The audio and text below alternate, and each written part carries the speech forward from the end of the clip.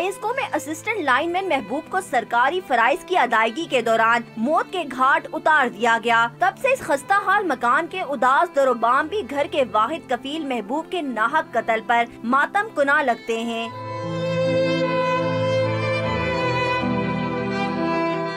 यतीम होने पर महबूब की तीनों बेटियां गम की तस्वीर बनी हुई हैं, तो लख्ते जिगर से महरूम होने पर मां का कलेजा भी छलनी हो चुका है।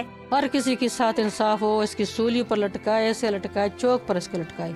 ये पूरी पाकिस्तान देख ले, हर माँ देख ले, और मुझे भी वो वक्त दिखाए कि मैं भी देखूं कि वो अपील करे कि मुझ पर रहम करे। मैं करूं मेरे बेटे पर तुमने रहम नहीं किया। इंसाफ से हाली माशरे में जहां घर वालों को खदशात ने घेर रखा है, वहीं कातलों को कैफिरे किरदार तक पहुंचाने की उम्मीद भी है। उम्मीद है हमें कि इंशाल्लाह इंसाफ होगा। अगर कोई बहुत ज्यादा कोई प्रेशर या कोई ऐसा कोई मामला ना हो गया तो। रिश्तेदार और दोस्त अहबाब पुरसा देने आते हैं, लेकिन बुढ़ापे का सहारा छिन जाने पर ज़ईफ बाप को किसी पल चैन नहीं पड़ता।